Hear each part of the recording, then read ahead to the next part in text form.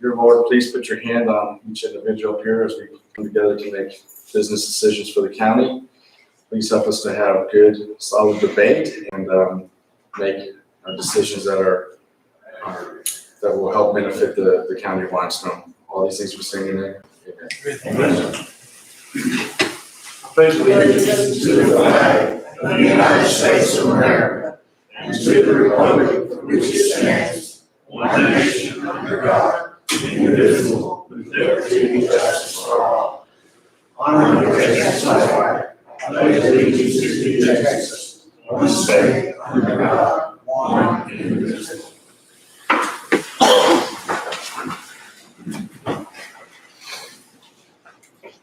Okay. The next item that we have this morning, comments, it's citizen comments. First, let me make sure that I call the roll, and it looks like everyone is present. All commissioners are present today. So now we'll go to the citizen comments. At this time, we have Penny and Arnold Gray that would like to address the court. As y'all know, you have around 3 minutes. We're not going to hold you exclusive to that. We can't talk about personnel, and whatever you're talking about, we can't respond to you because it's not on the agenda. But the floor is yours, so please Thank you. make yourself at home. Well, in the past almost 40 years that we've either had property up here or lived up here totally, we've probably had 3 or 4 occasions to call on the sheriff's department. Recently, we had another occasion to call on them, and with all of the negative publicity about law enforcement, I want to publicly compliment our sheriff's department, and I want it to go on record, the job they do for this county. I think they're very underappreciated. We don't realize what we've got until we need it. And I would like to compliment Sheriff Agnew and retired Sheriff Wilson on the caliber of personnel that they have. When we called, the 911 was the problem. Sheriff's officers, no problem. They came, they got there in a timely manner. They worked as a team. They were courteous, respectful, very professional. They have continued their investigation. They've kept us informed. They call and ask questions to verify information that they've gotten. And, you know, I've worked with the law enforcement all of my career in the type of job I had. And when these people go into a situation from a call, they never know what they're walking into. And they take their life in their hands for our protection. And we appreciate what they do. And I think they deserve the accolades for taking care of us and protecting us like they do. I would publicly like to thank the ones that I can remember being out there. And I'm sorry if I miss one, if you will tell them that I'm sorry, it was a little stressful. But it was Detective Scott Logan, Deputy Brian Curry, Corporal Jake Willett, Sergeant John Salazar, and Captain Lee Cox. And they were all out there, and it was really heartening to watch them work as a team. I was very impressed about the coordination. There was no loud talking. They knew what they were going to do. They got in, they did it. And then after the situation was basically resolved, the young man that stayed and took our statements explained to us what kind of information he needed from us. And we just want to let the whole place know that we've got wonderful people out there protecting us. Thank you. We have a problem. Thank you. Hey, Mark, we have a problem with 911 this week. I didn't know to say that I lived in Limestone County. We don't have a landline anymore. It's been down for a month. And if you pick up the landline, you get Limestone County. we dialed on our cell phone, and I got Freestone. Went through this whole rigmarole with Freestone County, and finally the lady says, "Where do you live?" I said, she said, "Oh, well, you're in Limestone County, we'll be transferred to Limestone County." Then I got to go through all this again. How tall is he? What does he look like? What's his shoe size? Where does it at? Just get somebody out here. Thank you. Thank y'all very much. Thank y'all. One of the things that I'd like to do now is, although I could have put this on the agenda as a agenda item and spoke about it, I would like to, as a citizen and / county judge, read something in open session for it to be on the record. I know that I'm taking a risk by doing this because I'm going to leave somebody out. But at this time, I'm going to read this off, and I hope you'll bear with me because it's very important to me that some people get publicly recognized. Today I'm going to attempt the impossible. I'm going to try and publicly thank everyone who worked so hard during the snow and ice storm that devastated our county. I know that at the end of this comment, there will be someone who is unintentionally left off. So please know that an hour after this, I will remember what you did and say thank you to you. As snow hit Limestone County, electric and water was interrupted, and I saw on TV where larger counties than Limestone County had pallets of water for their counties right away, and we couldn't find any water anywhere. I was able to contact state leaders, and so the first group that I want to thank is Representative Kyle Cassell. I'd also like to thank Senator Charles Fortner and U.S. Representative Pete Sessions, who all stepped up for Limestone County. Next, I'd like to say thank you to Limestone County employees. First is Matt Groton, the County Emergency Management Coordinator. He worked almost nonstop during all this when it happened. Not only did he put in the STAR reports to the state requesting all the emergency equipment that we got, whether it be water, MREs, or what have you, he also performed his duties as being over dispatch, and he went his own four-wheel drive vehicle to pick up dispatchers in the middle of the night and brought them up to the county so that we could keep the communication lines open. I want to also say thank you to Sheriff Murray Agnew. Sheriff Agnew stepped up with his deputies, and there's no time I've ever called Sheriff Agnew that he said, no, I can't do it. He found a way to do it, whether he get trustees to go out and help unload water, or for him actually himself personally come up there and save my rear when I'm unloading water up here. So Murray, I want to say thank you to all of you and your deputies. I want to say thank you to the auditor and the county treasurer's office, who right here in the midst of all this snow and ice came up here to the courthouse and made sure that the checks were able to get processed and so people got paid on time. Last but not least, of course, is our County Road and Bridge Department. I can't say enough about the County Road and Bridge Department. From delivering diesel to water plant generators to the staff working at 2 o'clock in the morning at 0 degrees temperature, the Road and Bridge Department came through for Limestone County. I want to say thank you.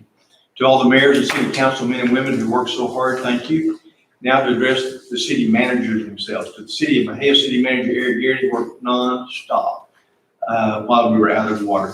When I say non-stop, I know for a fact that he slept at the water plant night after night, trying to get the water. He contacted the city crews and men and women in the police department, fire department, water department, and made sure every truck of water was unloaded within the miles, so that the miles of cars that had formed came through in unbelievable order, and they got their water. Without James Dawley and Tyler Hancock, we would never got those trucks unloaded. So thank you to those two guys. To the city of Groesbeck, I was in touch with the mayor, and he helped in every way possible. The city manager, police chief Chris Henson, on a moment's notice, was able to get a crew of almost 100 people together. They came and got pallet after pallet of water and brought it to the Groesbeck Independent School District parking lot, and gave that out throughout the night. And so to Groesbeck Independent School District and to those hundreds of volunteers, I want to say thank you. When Mahia ISD heard that Limestone Municipal Water Supply was out of diesel, they immediately called and helped with hundreds of gallons of diesel. Thank you, Mahia Independent School District. When I called McLennan County and the city of Waco, the city manager there sprang to action, and to help their neighbors here in the east by getting Coca-Cola to contribute 3 pallets of water. Chris Hogue stepped up and said he would get the water to them and spent the day delivering. All of the volunteer fire departments within the county helped distribute water. When no water was to be found, I contacted Prairie Hill Store and obtained 2 pallets. With no way to get this water back to the Mahia area, where I wanted to make sure that the nursing homes and the housing authorities and the hospital there in Mahia, because Roseback had water, but there, Scott Condon at Bystone Building Supply made sure that he had a crew go out there and get this water back, and the roads were slick, we were sliding all over the place. Walmart was called, they made pallets available. H-E-B was called, they delivered a truck full of water. Sunday Crider worked nonstop to coordinate food and pallets of water. First Assembly of God had a semi-load of water and food. Living Proof fed people nightly. First Baptist Church in Mahia opened up as a warming center. The Volunteer Fire Department, the VFW opened up as a warming center. Living Proof Church in Groesbeck opened up as a warming center. Constantly Citizen Center, Thornton Baptist Church opened its doors and invited citizens in, and the list goes on and on. Special thanks to Bystone Municipal Water Supply, SLC Water Supply, Robert Murphy for his suppliers and what he did, and the folks who worked as fast as possible to get this liquid gold to the citizens of Limestone County. I want to say thank you so much to the county commissioners here who worked above and below the scene to make sure that all Limestone citizens were helped. In closing, I'm now talking to whoever heard this or read this and name was not mentioned. I want to just say thank you. Limestone County residents, you know now what you can do in the time of crisis. You know that you will and can go above and beyond what is normal. You helped your neighbor and those that you didn't even know through one of the toughest 2 weeks in our history. I want to also say thank you to my wife for putting up with me during all this time. As a county judge in Limestone County and on behalf of the commissioners of this county, I want to just publicly say thank you to all of the Limestone County citizens that worked so hard to get us through that. That being said, that's a 3-minute comment. I don't know if I made it or not, but we'll keep going. Judge, you gotta add one to that. Every one of those things you addressed, you solicited, Well, you worked on, and you did a good job, and I know you spent hundreds of hours working on that, and you did a great job. well, We do appreciate it. well, thank y'all. Okay. Now then, let's keep going. The next item on the agenda today is our consent agenda. I trust you guys have a look at that.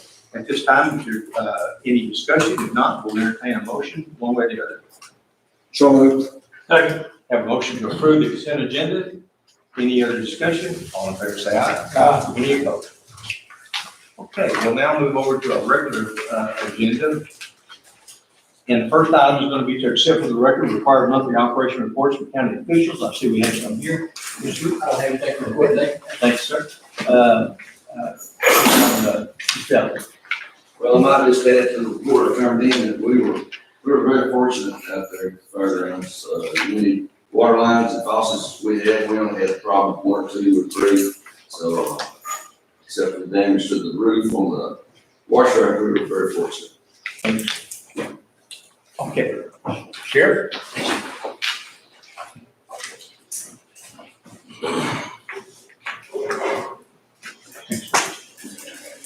This morning's jail population, we had 142, that's 123 males, 19 females, 20 are from Freestone County, 6 are from Fort Yale County.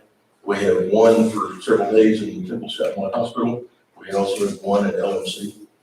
For the month, we had 103 man hours, total of 2,300 miles for $2,363 in costs for transports. And any other questions or things I can answer? Thank you. Thanks, Sheriff. Anybody else, official, at this time, we will consider approving those reports. Make a motion that we approve that county report. I'll second. We do have a motion and a second. Any other discussion? All in favor, say aye. Aye. Any opposed? Next item is receive and approve a safety report concerning any accidents or safety concerns in the past month. Commissioner Friday? No access to that. Okay. I'm sorry, the motion that we accept the safety report. Okay. We do have a motion and a second. Any other discussion? If not, all in favor say aye. Aye. Any opposed? Next item is discuss and possible action on enacting the county burn ban. In visiting with Matt Groffton, once again, the numbers are low enough that we probably don't have to take any action, but with the dryness of the air, the humidity going on right now, he said it's getting questionable, but he recommended that we not take any action. So unless anybody here has any opposition to that, we'll just not take any action on the permit. Okay. Next item on today is discussion and possible action on HB 885 with regards to Navarro College Bachelor of Science in Nursing. And so at this time, we will invite,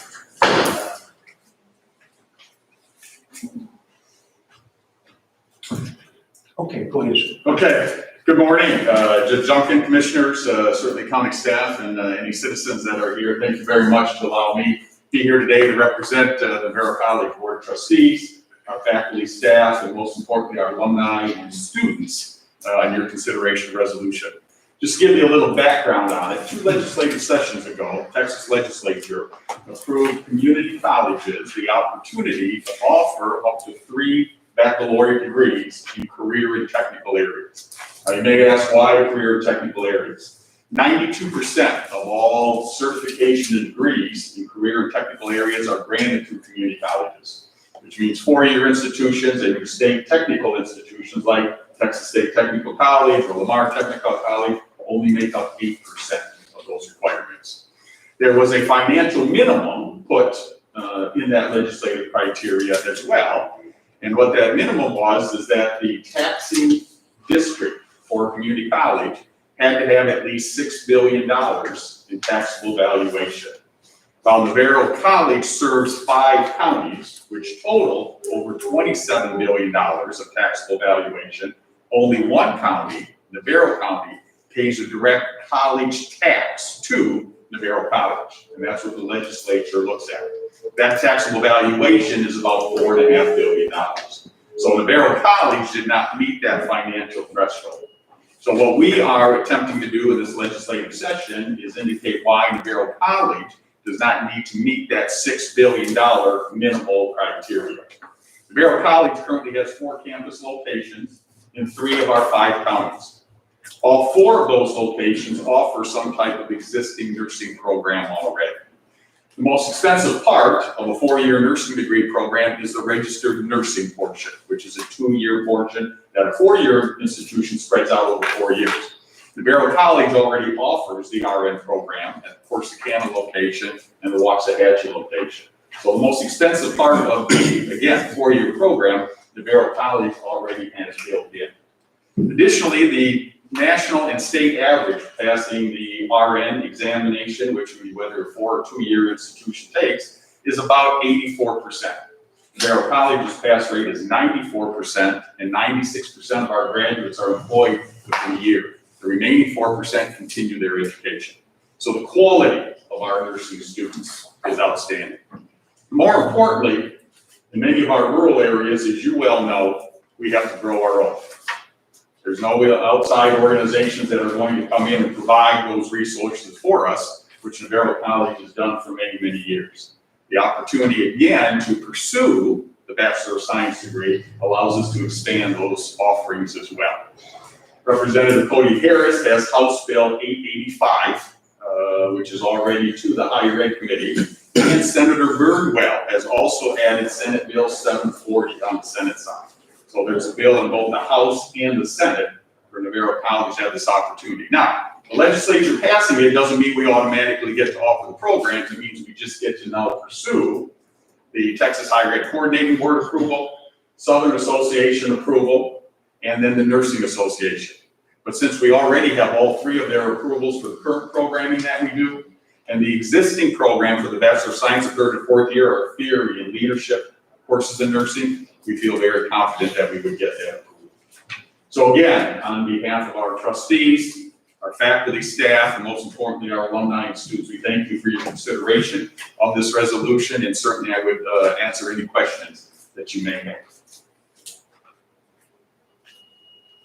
Any questions? No. Dr. Fagan, I think I went ahead and drafted one for you, assuming that they would pass it. We look forward to that. I mean, it's certainly a positive step for Limestone County and for Navarro College, and we're happy to be partners with you. Well, thank you, Judge Duncan, and I also thank you for your time and the conversation that we had earlier and your guidance and how to approach this opportunity and work to make sure that we have the support of Limestone residents and citizens and the hospitals as well. So thank you for your guidance on this as well. Thank you. Okay, thank you. If there's not any other discussion on this, I do have a resolution that we are sending out to Representative Harris. Would y'all like to go ahead and make a motion to approve that? I so moved. Second. Motion and a second to approve it. Any other discussion? All in favor, say aye. Aye. Any opposed? Thank you very much. Thank you. All right, keep going in. Next item is accept for record the racial profiling reports for the constables of precinct 1, 2, and 3. We've got those reports. I'm sure y'all had a chance to look at them. This is something that we're required to do. Would you like to address anything, Constable Forsberg? No. Okay. It's pretty cut and dry. They filed the report. We're just making sure for record. Do I have a motion to, for record to approve these racial profiling reports? We do have a motion and a second. Any other discussion? All in favor, say aye. Aye. Any opposed? Okay, let's go ahead and take item number 12 and discuss and take action on appointment or reappointment of the members of our Limestone County Historical Commission. We do have Mr. McDonald here. I'm thinking Bubba, but I'll know you by Bubba McDonald is here. But we do have someone that went off, and I believe that was, let's see, Bruce Jordan, I know went off, did they? Well, not officially, I mean, Bruce is bad health, he's been such a, outstanding member of the board, helped us so much. Okay. I mean, as far as I know, he hasn't officially resigned, and we're sure not gonna ask him to, I mean, Linda's still on there. I think the reason that this came before us to put on the agenda is simply to have the commissioners start thinking of someone that might fill in Right. on an opening. So at this time, we'll take no action today on this. I would ask that, other than reappointing the current board, if so approved, but also keep in mind someone that might be able to get on this board in the future. And we always look for recommendations from the Historical Society on that. Right, we've got forms, we're trying to get this done. Yes, sir. But this time, is there what's your thoughts on the reappointment of the members of the Limestone County Historical Commission as presented to you? And I think did y'all already get a copy of it? Yeah. Okay. So I make a motion that we appoint the members already on the historical commission. we do have a motion and a second. Is there any other discussion? All in favor, say aye. Aye. Any opposed? Thank you very much, brother. Number 13, accept for record the resignation of John McCarville, a Limestone Appraisal District Board member. I'll say this, as y'all know, the way that works, each entity has so many votes that we can pledge towards a member for that appraisal district. John McCarville was kind of one of the ones that the commissioners here voted to give the majority of their votes to in order to have maybe someone representing the Commissioners Court. Today, what we'll do is we'll just accept John McCarville's resignation, and then the next item we'll think about someone. But so at this time, if y'all would like to, we'll just go ahead and accept his resignation. I'll make a motion that we accept John McCarver's resignation. I'll second We do have a motion and a second. Any other discussion? All in favor, say aye. Aye. Any opposed? Now then, number 14, we're going to discuss possible action on a nomination for Limestone County Appraisal Board of Directors. And what this is simply voicing or giving our votes that we had, that we gave to John McCarver to give those back to another nominee. It's actually up to the appraisal district to put this out. So they'll put out the opening. We're going to say that we would like to give the votes that we have to this one person. So that's what we'll do next. It doesn't mean they're on there just by us making the nomination, but I can't see it would be any different. Is there anybody here that would like to work on the appraisal district, or do y'all have another name in mind that you'd like to nominate today? What do you say? Is that some of your business deal? Yeah, that's one of those times that I don't ask me, I don't know that I'm doing good, but And we can also table this and think about it a bit if you like, but maybe put it on the next agenda, y'all can be thinking about this. Or if you have someone that would like to serve now, or if you'd like to serve, say, I nominate myself. I make a motion that we table this over discussion. I like it. We do have a motion and a second to table this item, and we'll put it on the next agenda for talk. Any other discussion on this? All in favor, say aye. Aye. Any opposed? All right. The next item is discuss and take action on the enrollment of the resolution for Texas Association of Counties state mandated cybersecurity training course, requirements, Texas HB 3034. I'll go ahead and, actually on this right here, this is what we've done in the past as far as we have to make sure everyone within the county is up to date on the cybersecurity training course. It's done online, but I would think that we want to pass this and so we can start enrolling our folks in this cybersecurity to meet the requirements of this House Bill, this House Bill 3834. So moved. Motion is second. Any discussion? All in favor, say aye. Aye. Any, that motion will pass. Next item is discuss take action on resale of some tax foreclosed properties. We've got 3 properties listed here from our McCurry, Mr. Brad, and Allen PCs. They're the attorneys that do this for us. We've got 3 pieces of property, and what they're trying to do is to resell this foreclosed property. So I'm entertaining a motion to go ahead and authorize them to go forward. Do we have a motion and a second? Any other discussion? All in favor, say aye. Aye. Any opposed? Next item we're going to talk about is item number 17. That's discuss and take action on the agreement between Heart of Texas Council of Governments and Limestone County for reimbursement for mental health counseling services. This is an annual service that we participate in each year.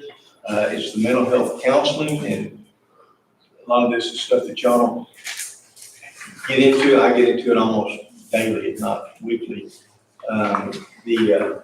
It's something that we've done for years and years and years, and so I need to make sure that we would like to go ahead and get the Heart of Texas Council of Governments to help us out in this counseling.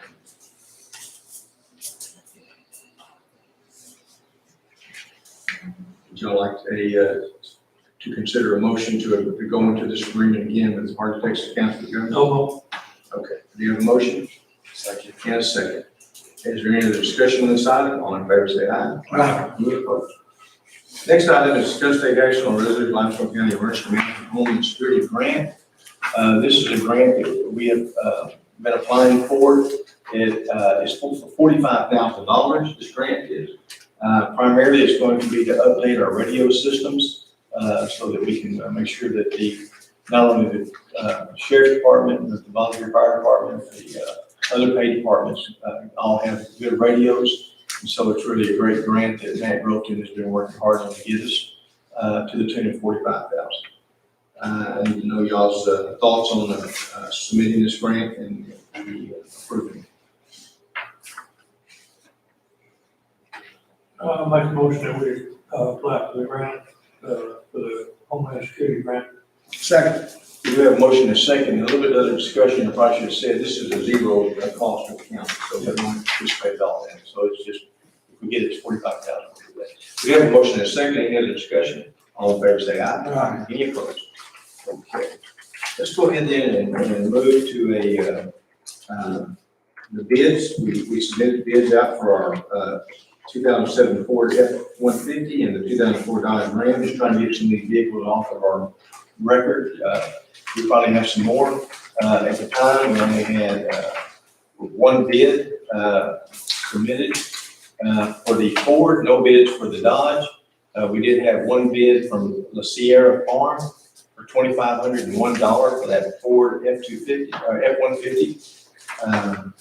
At this time, I need to know if y'all are interested in taking that for that truck, or if you would rather do something else.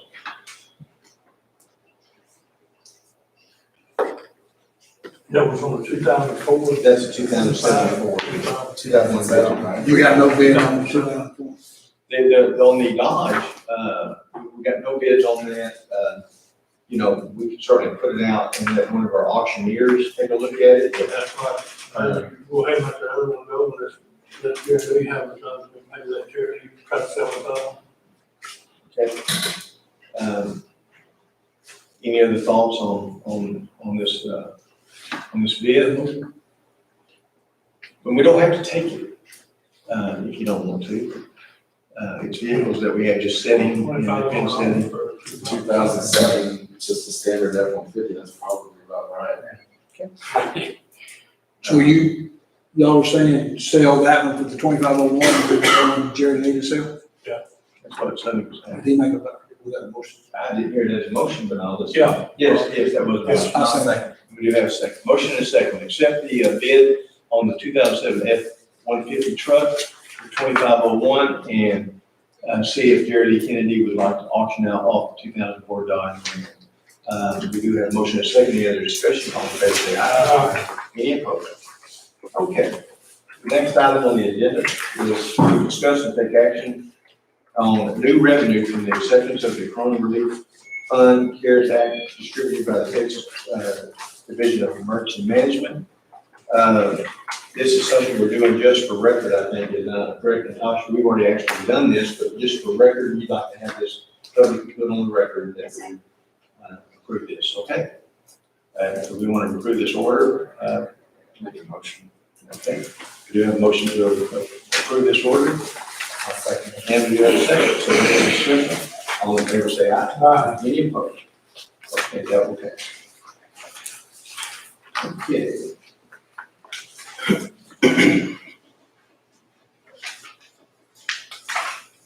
Okay, item number 21, to discuss the possible action on using payment from Limestone County Detention Center to pay down the Limestone County Law Enforcement Center bonds.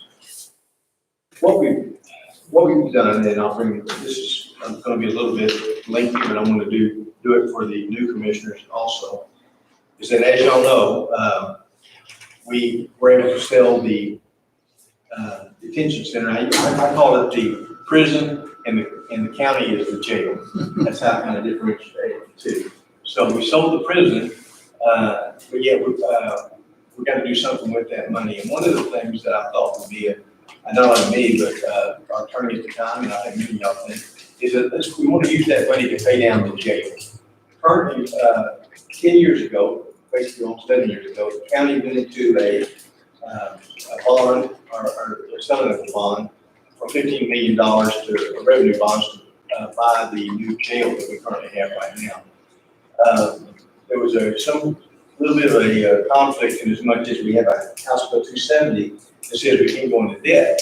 And so one of the ways that we got around that, I say we, I wasn't here, I don't think anybody was here, but one of the ways they got around it at the time is that they said that they would let the prison, the revenue from the prison, which at that time was quite hefty each month, go to pay off the bonds for the jail. Well, unfortunately, a few years after that passed, and the prison closed down. And so at that point in time, we still had to have a jail. And so the one thing we were trying to keep from happening started happening. And that's that the taxpayers in Limestone County had to start budgeting that money each year to pay for that jail that we still had. Well, we still have that situation, but we wanted to reduce that amount down. So I started talking to the original bond attorney that did, not the bond attorney, Herb Bristow, but in addition, the securities manager that did this for us, and found several things interesting. Number one, we had a 20-year bond. It was set at around 5.75%, and we've been paying on that to the point that right now, as we speak today, we have about 11 million still owed. That's not exactly true because the U.S. Bank has about 1.4 million that they're holding in reserves. So if we had to go out and refinance this today, and that's what I'm hoping that we will, that y'all will give me the authority to start processing forward on, is that we take that 11 million minus, let's just say 3.5 million, less than 1 million thereabouts that they have. So we'd be refinancing around 6.5 million. Current securities on revenue bonds, if it was just a certificate of obligation, we could get it for around 1.8 to 2. we may have to pay as much as 2% on this, but that's quite a bit less than the 5% or 5.75 that's currently being paid. So here's where we're at. In order to do this, there's a lot of pieces of bread in that loaf that has to get buttered. That if we were just going down to a regular bank and trying to borrow money, they would only look at our credit, collateral, and then we talk interest rate and they approve. That doesn't happen on something like this. We have to get approval from the Attorney General's office. Several, we have to have our bond attorney. We have to get with the securities company. One thing that we don't have to do though is use the same one we have right now, because we're gonna go through a whole new steps to get this done. And it may be that it's taken the same one, but in this business is something called the net of the net. And one of the things that I wanted to address, because I wanted to make sure from my experience in this market, is that we were past what's called a PAR, point of no return. And what that means to most of us is that it's a prepayment penalty. So the investors that invested in this could come back to us and say, wait a minute, y'all are cutting us out of our investment at 575. We love that 575, but we were out of there. So we don't have any obligation to them anymore. And that was done 5 years ago, frankly. So they only had a 5-year commitment. So we are able to do that. The bottom line is I would like to get this out to at least 3 to 4 securities companies, 3 to 4 attorneys that they may use, so that we can get what's called the net of the net. And that's basically, in that market, that's called their bid. They'll come in and say, okay, this is what the bonds are gonna cost you, and oh, by the way, this is what we're gonna charge to get you everything you need to do to make sure that you're 100% legal. And so by doing that, I contacted Eric Garrity of City of Mahale, who's done quite a few bonds here lately. He contacted about 20 of these companies and narrowed it down to 1. I've already contacted them, asked if they'd be interested. I contacted the ones that we used the first time, Mike Haggerty, along with Herb Briscoe. I've talked to several other companies, and with your permission, I would like to put a package together and send out to them and see if they will come back to us and tell us what they recommend. The next thing that we have to consider, and one of the things that they may advise us on, if you start getting money at about 1.9, then we have to start asking ourselves, what do we want to do with the money that we're getting and how we're going to refinance. And that point would be, we have 10 years left right now that we budget 1.2 million a year, I believe, isn't that right, Josh? 1.2 million for the next 10 years. We know that's not going to be it, but whatever it amounts to is if it goes down to, do we want to finance the 6.5 or 6.7, whatever it is, for 10 years to drop our 1.2 down to the 800,000 each year? Or do we want to keep the 1.2 and knock the number of years down to about 6 years, 7 years?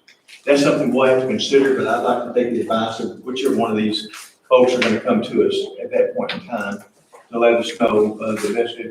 The bottom line is, for Limestone County, I see nothing but good things coming as far as what we're going to do with the money that we sold on that prison. In addition, I'm trying to think if there's anything I left out.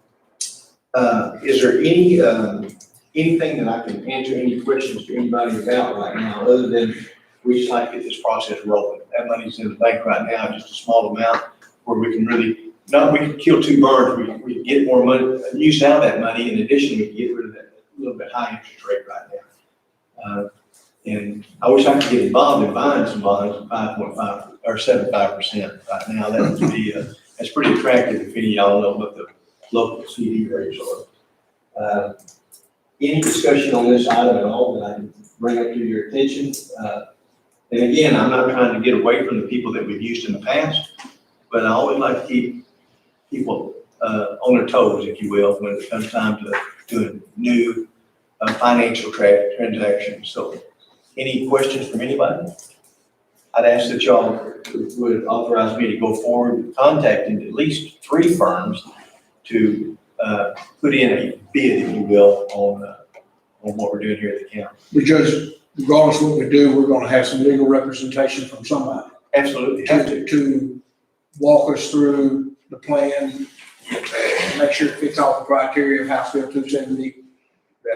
Well, I don't see how it's going to do that, to be frank with you. I don't see any more how it's going to do it, because we don't have a Limestone County Detention Center to But I think we're gonna get away with it, and what we'll do is this attorney's gonna have to submit this plan to the Attorney General's office to get approval of it, and they'll look at that House bill and they're gonna say, well, they gotta have a jail, so we can't just say, no, we're not gonna do it. And so I think they're gonna probably make an exception on that for us, but, as y'all know, that HB 270, if you haven't had a chance to read it, it was done back in a time when the county was completely broke and you just flat would go into debt. Now, to me, it's very hypocritical because we go into debt quite a bit.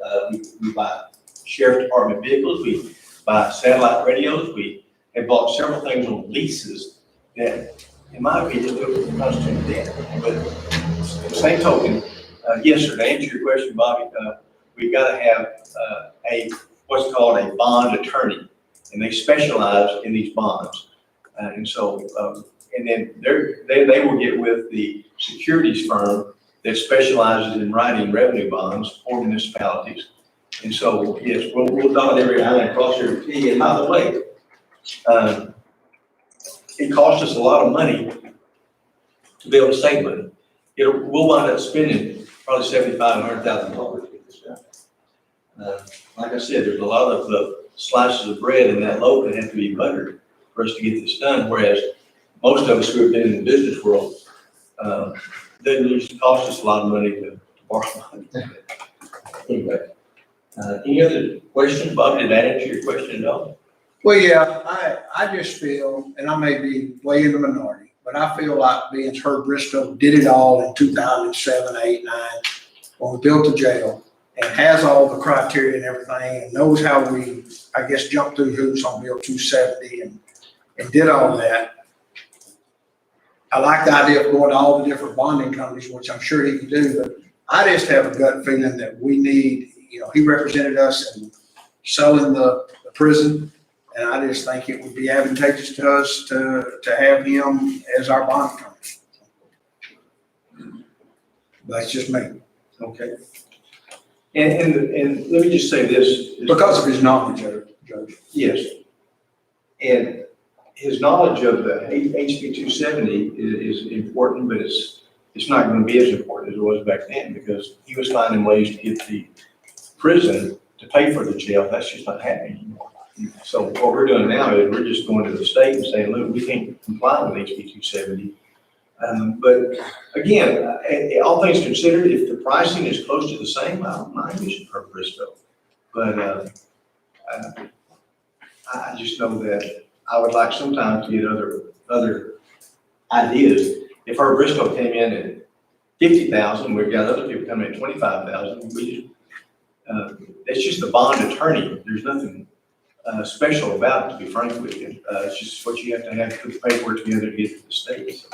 So, anyway.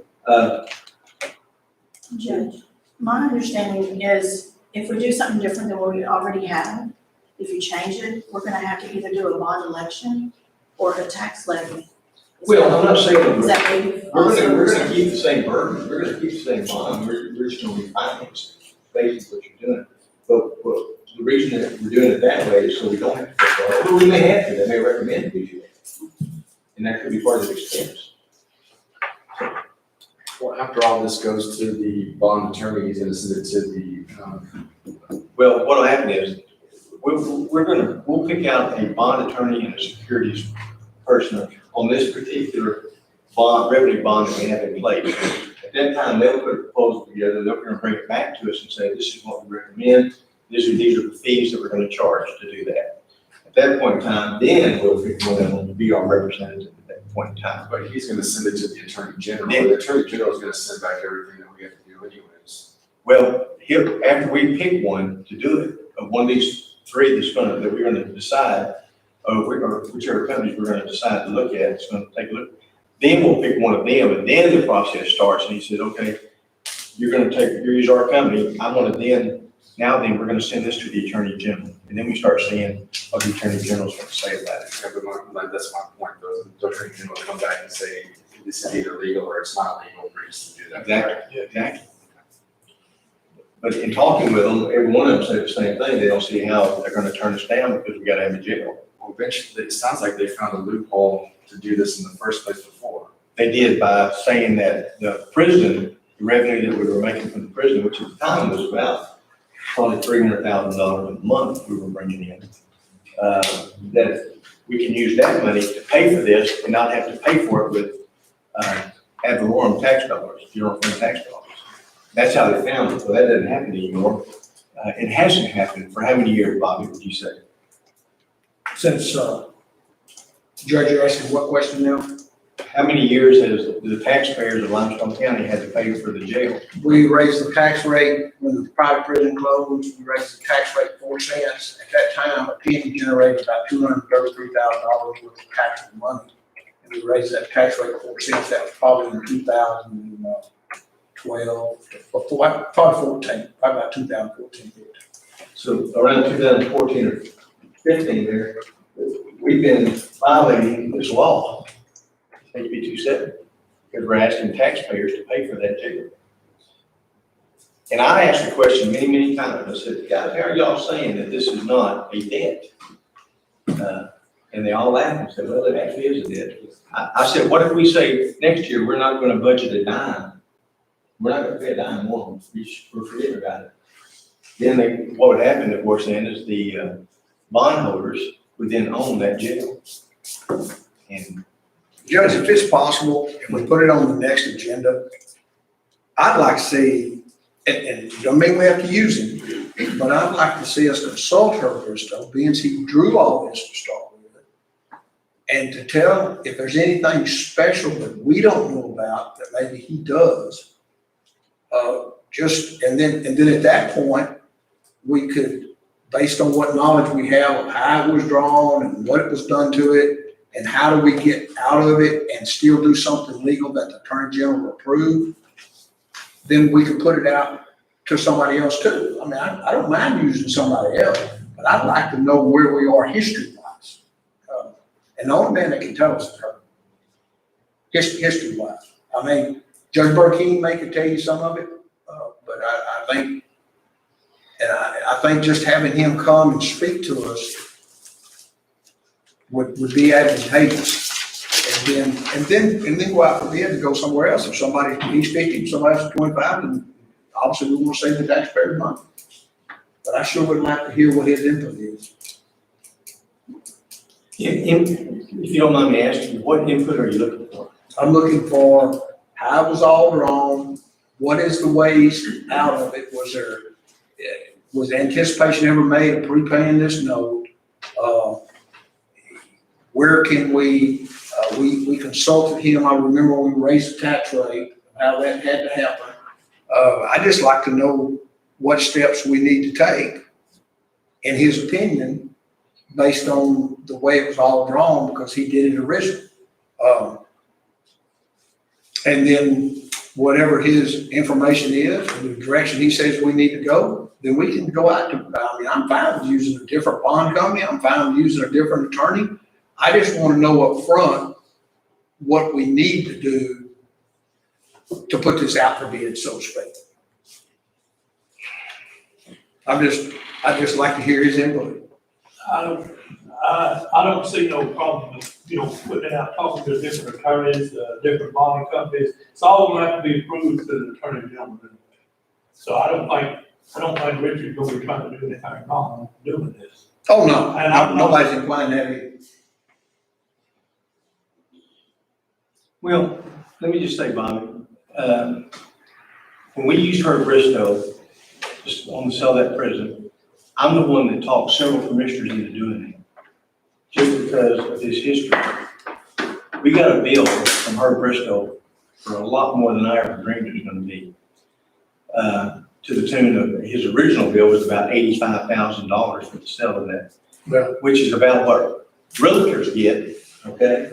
But I bet you don't know many attorneys that get that, and he was working for both Limestone County and LaSalle, which I had a big problem with that.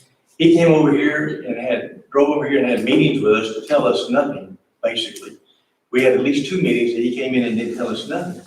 But we got charged for this. We would call, and when I'm talking to these people about it, they say that, oh yeah, Herb Bristow is the guy that takes 2 hours to tell a 5-minute joke. Well, that joke needs to be really funny if I want to pay an attorney 2 hours to come over and give us almost no knowledge. So It's not that I don't want Herb to come, and if it makes you feel better, we'll pay the money for him to come over and tell us. But Judge, first off, I was the most adamant of hiring Herb Bristow to sell the prison. Second off, we would never have sold the prison without Herb Bristow. I don't know. That would have never happened. It was going south, they were gonna move, Herb worked it, and he worked through that whole thing, and we would have never ended up with the 3.65 net if Herb had not been involved in that process. Okay. Now that's a fact.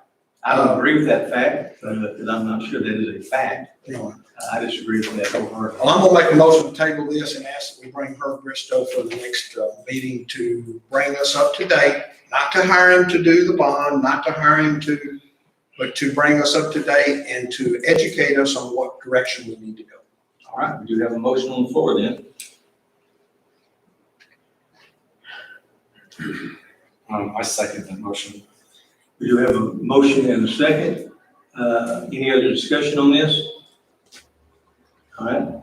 We just want to get him to come over here to tell us what, Bobby. Just to advise us of how this is set up, which direction it needs to go, and what we can do legally to not violate the rules or law. I just want to get educated on what it is. And then we'll go out and hire a bond company, another bond attorney, or whatever. We'll just be paying for one counseling session. Well, in all fairness, Bobby, let me just say this. You're calling him on your own all the time to talk to him. Why didn't you ask him until you knew all this already? But I asked him if he'd be willing to come to me to explain to us what he is. Well, The reason why I'm gonna second is because I think when we're dealing with $3.7 million, I think that your expertise is gonna be, that you've done your homework. But I would feel more comfortable if, I don't really, you explain the history kind of a little bit, but I'd like to get more information on the information from her to set up the whole thing. So I feel more comfortable with, I agree with the direction you wanna go in. It's gonna save us money, it's gonna take us down to that 2%, I'm all for that. and guys, if y'all want to get another slice of bread out of the loaf and butter it up, then we'll do that. I just think if you can come on the 21st, that's the next meeting, and we'll move from there. That's. Not a one of us was here when all that took place. I'm the closest, I came on to institute. I've heard about it, but it still happened before I got here. And I just feel like we need to be educated before we decide what we're going to do. And then, so I'd like to ask some questions about how they got around that too, and how it got put onto the taxpayers, and then, after, they set it up.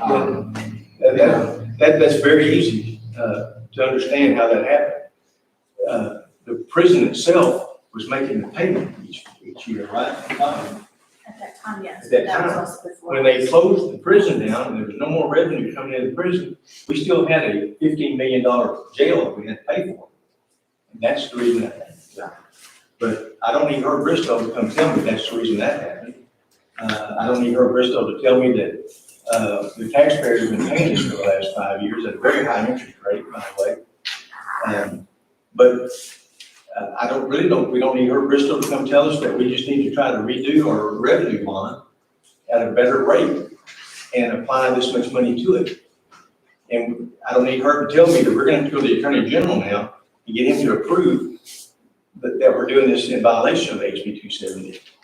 But if y'all want Herb Bristow to come, make you feel better, that's your commissioners, that's your right. We do have a motion and a second. Any other discussion? I'm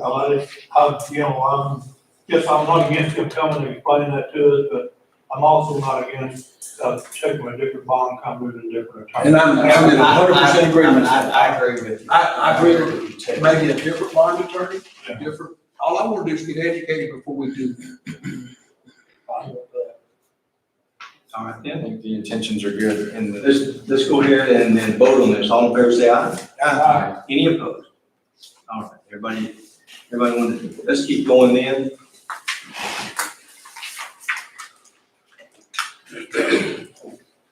What I need to start learning to do is quit putting time in on stuff like this and put it on the agenda first so that I don't waste my time trying to come up with recommendations for you. Let's see here. That passes. The next item is the discussion of possible action of addition of an information technician position, an IT position. one of the things that's happening in Limestone County is that we're keep falling behind in IT. We have so many things that are coordinated through that IT, one of them being our telephone systems are through IT. The dispatch, the 24/7, the deputies, sheriff's department 24/7. Not to mention, we live in a world where our computers are hacked and ransom is being gotten from counties way smaller than Limestone County, to be frank with you. So one of the things that I talked to Lee Banks about, and Lee, you can speak up if you like. Yes. But I think we're gonna have to have one more person in our IT department. Well, I mean, just to highlight what the judge is saying, when I first started here at Limestone County, my job responsibilities were to include troubleshooting the hardware and software issues, develop and document system standards, recommend and schedule repairs, assist in unit testing, review technical designs, prepare project plans, so on and so forth. And that's stopping close to the middle. Never a realistic laundry list of things to do. And I actually have another subset of laundry that needs to be done and that we need to be looking towards. It takes a lot of time to even bring vendors in and say, okay, I need this and I need that and the other. There's a homework aspect for me as far as evaluating that vendor to start with. And then I have to do homework on what they're saying. Okay, I need this piece of information and so on and so forth for us to even come in and help me. So with the threats that are out there right now, there's a lot of things that we're concentrating on which leaves other things undone. So an additional person will go very far in what we need to get done. They're baby steps, and I can tell you, there's a IT outfit over across town that has 7 staffers, and that's to cover about 50 people. So they just kind of give you an idea of what we're facing. We're servicing better than 150 individuals. So I'll throw it back to you, Judge. Well, in one of the areas that is real important is our 24/7 folks. One of the things I talked to Lee about, if we were to get another person, they would have to rotate every 3rd week. They would be on call. And then they would flex that time off the next day or two. But if the sheriff's department goes down or dispatch goes down, we gotta be able to have someone get out there and get them back up. We can't wait till 10 o'clock the next morning to get our communicators back online, and that's something that has happened here recently.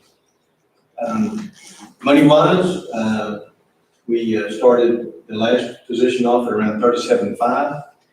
I think we're about halfway through, so if y'all decide to approve that, we'd be somewhere in the neighborhood of 20,000, maybe a little bit more than that for the rest of the year. And that you've already done the math on the exact amount. I figured up some numbers. Your last position though has been bumped up. He's at 41. No, but we started at 37.5. Yes. Yeah, so we started, please let me do that math, okay? We started that position at 37.5, right? Yes. So if we bump someone up, we don't start the next one at what we bumped them up at. Well, he got his increase mid-year, so I'm Okay, just what I'm telling you trying to that say his is base. 37.5 is what I would recommend that we look at. Okay, based on that, because I didn't know any numbers that you were gonna be discussing, so I just did some estimates. If you do it, I came up with 38, because I went from 40 to 38.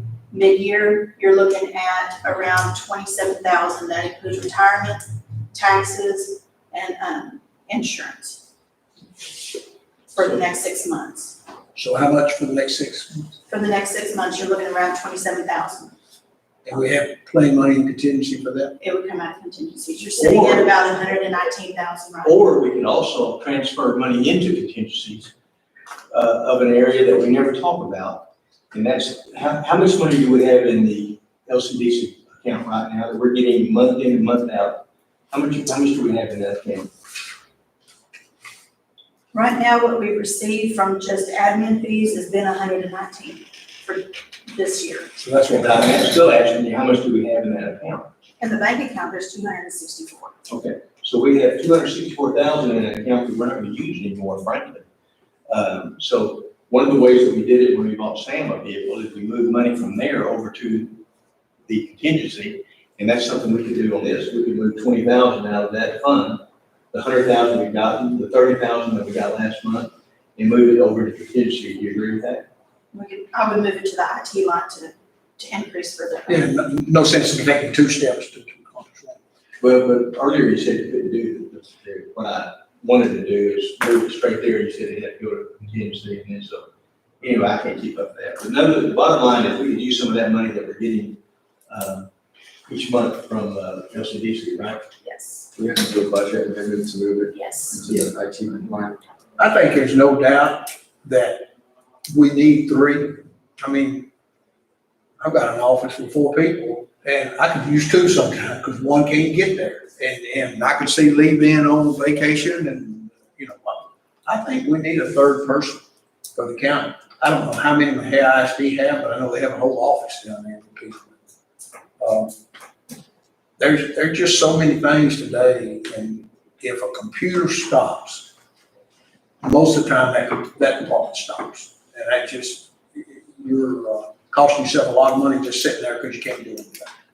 So I'm gonna make a motion that we hire a 3rd IT person to take the funds of approximately $27,000 from the private prison money to transfer to IT to get that position starting 1st April if we can find somebody. If not, whatever point in time we do get, I guess we gotta advertise and so. Well, that number will adjust too until that position's filled. Yeah. Correct. Yeah, April 1st be 6 months, but it probably less than that. So you're doing the starting pay at. Hang on just a second. We've got a motion. Second. In a second. Now we do some discussion. And your starting pay is gonna be the 37. 37.5. 35, that's what we started the last person in. All right. Any other discussion on this item? All in favor, say aye. Aye. Any opposed? Okay, let's go ahead now and talk about some, salary adjustments. We've got, item number 23 is at the, jail, and we've got a Michael Willett that is getting an advanced license. What's your pleasure on giving that deputy, a little bit more money for his, certification that he's got? So moved. Second. Do have a motion, I'm sorry, a motion and a second. Any other discussion? All in favor say aye. Aye. Any opposed? Same story here on the, at the jail, at Nicholas McLean. Has moved up to a corporal's position, and so we're wanting to try to raise him up a little bit in his pay. Probably won't affect the pay for the year on that. Do you agree with that, Murray? It's just approving him filling a position that's already been budgeted, so this is a little easier. What's your pleasure on that? So moved. Okay, you have a motion and a second. Any other discussion? All in favor say aye. Aye. Any opposed? Okay, now we're going to talk about, on item number 25, that's going to be a salary adjustment for dispatch. We have 2 people here that have both received advanced certifications. One of them is Kimberly Smith, the other is Amanda Coleman. And so they're coming to us and asking us to increase the certification that they received. All right, motion. Second. And a second. Any other discussion? All in favor say aye. Aye. Any opposed? That motion will pass. Next item is going to be a budget transfer number 492, and that's going to come from the General Elections Fund. What she's doing is she's wanting to decrease the programming and electrical supplies by $2,700, and she's wanting to add for her labor and supplies and ballots. This is getting prepared for the next election that she's going to have, and so she's just moving money around a little bit, decreasing one that's been budgeted and increasing a couple other lines. What's your pleasure on that one? Have a motion? Second. And a second. Motion and a second. Any other discussion? All in favor say aye. Aye. Any opposed? Let's talk about item number 27, which is discuss and take action on budget transfer 493. That's going to be from the Road and Bridge Department. The Road and Bridge Department is needing a new ice machine. That's the big ticket item from it. I say that, it's really not the big ticket. The big ticket item is the dumping of the tires. I never dreamed, and I was hoping Gary would be here, but that they pick up so many tires within the county, it's going to cost us $6,000 thereabouts to get rid of these tires. So, once again, we're not adding any money to the budget, we're just transferring it around from their contingency down. What's your pleasure on that from Road and Bridge? I make a motion to accept that budget transfer. We have a motion and a second to approve it. Any other discussion? All in favor say aye. Any opposed? Next two are from the dispatch. The first one's going to be, let's see, number 494. And this is going to be, they're taking money from their conference in schools. They don't feel they're going to have to go to it, but they do have some chairs on this one that I know that they need. The chairs are broken. I actually went out there the other day and looked at them, and as conservative as I am, I can't blame them for wanting a couple of new chairs for $280. So I hope they'll approve that. Motion and a second to approve budget transfer number 494. Any other discussion? All in favor say aye. Any opposed? Now we'll go into budget number 495. That too is coming from the dispatch. And there are some headsets that we're going to purchase. And we're getting the money, once again, from the conference in school to buy some headsets for $598 is the increase they're looking for. So moved. We have a motion and a second. Is there any other discussion on this item? All in favor say aye. Aye. Any opposed? And the dreaded last item of the day is the adjournment. Is anybody going to want to make a motion on that? So moved. We have a motion to adjourn and a second. All in favor say aye. Aye. Any opposed? And we'll finish.